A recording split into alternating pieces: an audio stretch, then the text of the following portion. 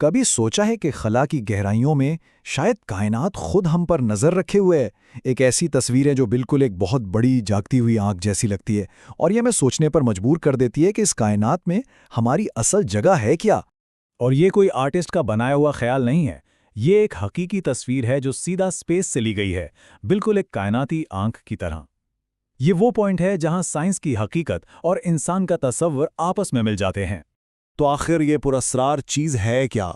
साइंसदानों के पास इसका एक नाम है, लेकिन दुनिया इसे एक बिल्कुल मुख्तलिफ नाम से जानती है। देखें, साइंस में इसे हीलिक्स नेब्यूला कहते हैं। सीधी सी बात है, ये एक मरते हुए सितारे के पीछे रह जाने वाली गैस और धूल का एक बहुत बड़ा बादल है। लेकिन इसकी शक्ल को देखें जरा, बिल्कुल एक आंख जैसी। इसी वजह से ज्यादातर लोग इसे खुदा की आंख कहते हैं और यहीं से साइंस और अवामी ख्याल का फर्क शुरू होता है। खैर, नाम जो भी हो, इस आंख का असल साइज नाकाबिज तसव्वुर है। ये आसमान पर नजर आने वाला कोई छोटा सा धब्बा नहीं, बल्कि एक बहुत ही बड़ी, बहुत ही वसी चीज है। ये 3 नूरी साल चौड़ी है। अब इसका मतलब क्या है? इसका मतलब ये है कि रोशनी जो 1 सेकंड में जमीन के गिर्द 7 चक्कर लगा सकती है, उसे इसके एक सिरे से दूसरे तक जाने में पूरे 3 साल लग जाएंगे। ये वाकई बहुत ही बड़ा है। और ये हमसे दूर कितनी है? तकरीबन 650 नूरी साल। यानी जो रोशनी आज हम इस नेबुला से देख रहे हैं ना, उसने अपना सफर सदियों पहले शुरू किया था। इससे इसके कायनाती पैमाने का अंदाजा होता है।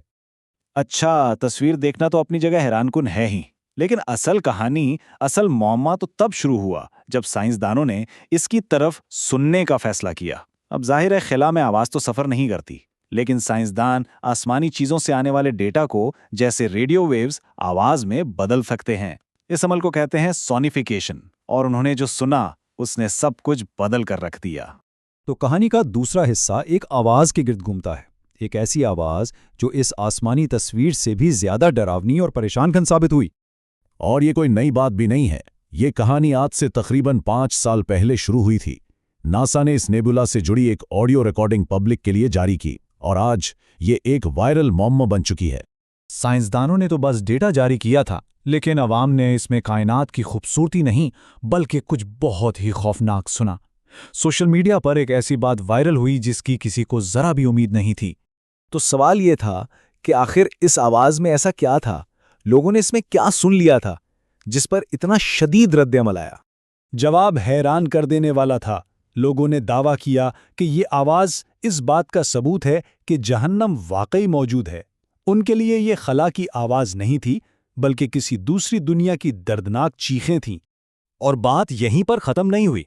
उनका मानना था कि ये आवाज ना सिर्फ जहन्नम के होने का सबूत है, बल्कि ये भी बता रही है कि जहन्नम हमसे बहुत करीब है, बहुत ही ज्यादा करीब।